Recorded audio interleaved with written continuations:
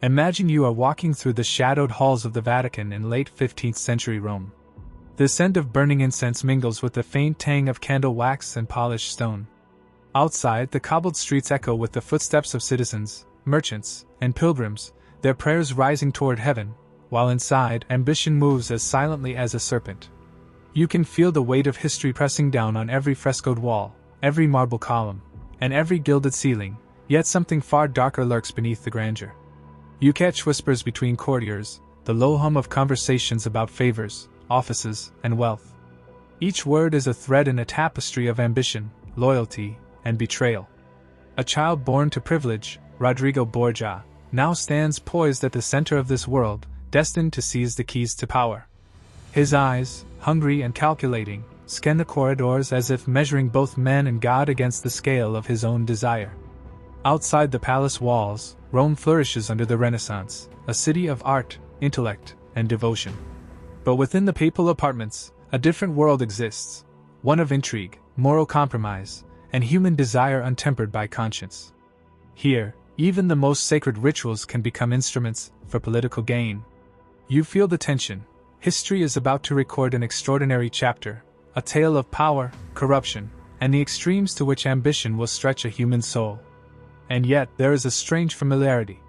The politics, the family alliances, the manipulation of wealth and influence. It is not so different from the world you know today.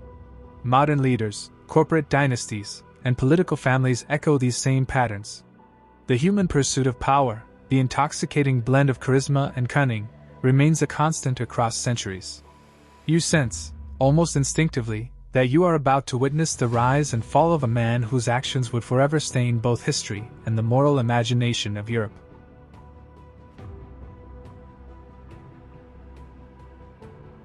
Rodrigo Borgia was born on January 1, 1431, in the small town of Jativa, near Valencia, Spain.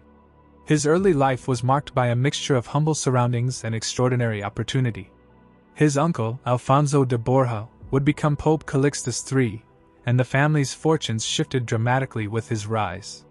By age 25, Rodrigo was appointed cardinal deacon, not by divine calling or spiritual merit, but through the potent influence of nepotism that ran like a quiet, corrosive river through the church. Rome in the late 15th century was a city of contrasts. Pilgrims knelt in devotion at gilded altars while mercenaries, merchants, and courtiers conducted transactions in shadowed corridors. Wealth and morality moved on separate tracks, and Rodrigo understood this separation instinctively. He was a man attuned to opportunity, moving with the subtle grace of a predator through the city's intricate social landscape.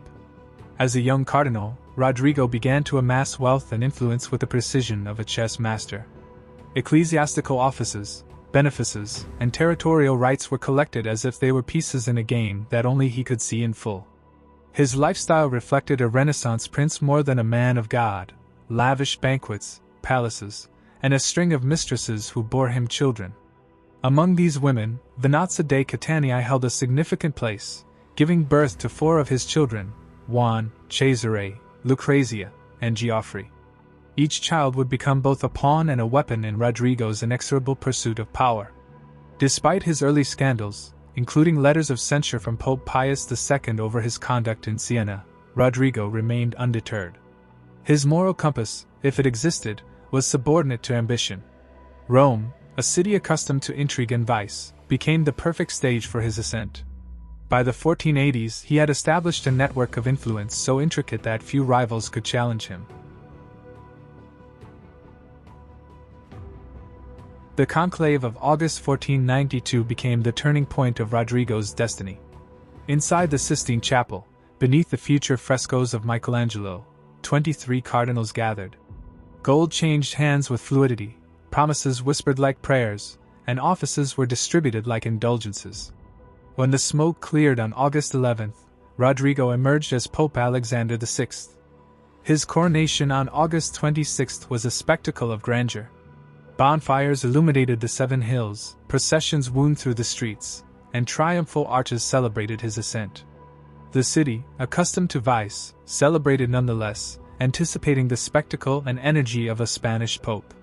From the beginning, Alexander's reign reflected the contradictions of his character. He enacted reforms, organizing the streets of Rome, appointing magistrates, and personally hearing grievances. Yet his focus quickly returned to his family. Cesare became a cardinal at 18, Juan Duke of Gandia, and Lucrezia was married strategically to cement political alliances. The Pope's children were not merely heirs, they were instruments of power, shaping European politics as much as their father's policies. Modern parallels are striking. Consider how contemporary political dynasties or elite families manipulate wealth and influence to consolidate power. The tools may have changed, corporate offices instead of papal benefices, but the pattern endures: ambition, legacy, and the intertwining of personal and public gain. Gold flows where conscience dares not follow. October 31, 1501, marks the infamous Banquet of Chestnuts, a ceremonial display held in the papal apartments. This event has been recorded meticulously by Johann Burchard, master of ceremonies for the Vatican. Burchard's diary provides a rare lens into the private life of Alexander VI, combining clinical observation with the drama of human ambition. The papal apartments, decorated with frescoes depicting classical mythology and Christian history, became the stage for a convergence of sacred and profane. Cardinals, diplomats, and Roman nobles attended alongside 50 professional courtesans, whose presence was both entertainment and demonstration of the Pope's control. Candlelight flickered across marble floors, chestnuts scattered as props, while the music encouraged increasingly intimate performances. While shocking to modern sensibilities, these events reflected Renaissance norms in elite courts, where display, indulgence, and power intermingled. Yet the moral dissonance was heightened by Alexander's position, the vicar of Christ presiding over theatrical excess and human vice. Even the grandest halls cannot hide the shadow of ambition. The evenings served multiple purposes beyond spectacle. It reinforced loyalty among the elite, tested allegiances, and projected the Pope's omnipotence. Burchard's record, written with meticulous precision, preserves both the ceremonial and the scandalous, providing historians a unique view into the moral and political climate of late 15th century Rome.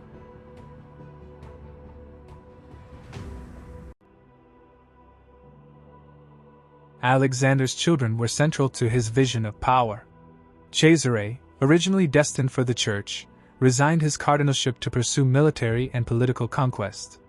With Alexander's backing, Cesare carved a dominion in the Romagna, demonstrating ruthless efficiency that even Niccolò Machiavelli would later cite as exemplary for a prince. Juan's untimely death, likely the result of familial rivalries, shocked Rome and exposed the vulnerabilities in the Borgia's consolidation of power. Lucrezia's marriages, politically arranged and sometimes tragic, illustrate the intersection of personal life and dynastic strategy. Family can be both shield and sword in the pursuit of power. Modern comparisons again emerge.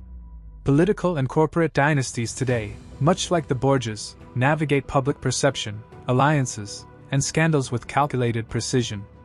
Ambition, in this context, remains timeless, shaping both individual and societal destinies.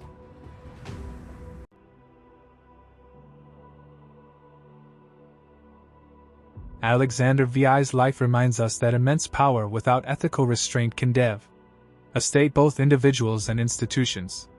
His brilliance reshaped Rome, yet his relentless pursuit of family advantage, manipulation, and indulgence left a stain on the papacy that echoes through history. The Banquet of Chestnuts symbolizes not just excess, but the moral compromises leaders make when ambition eclipses conscience. The shadows of one's actions outlast the gilded halls of history. Even today, we see parallels. From political leaders who prioritize personal gain over public good, to corporate executives whose decisions harm communities, history repeats itself when accountability is ignored.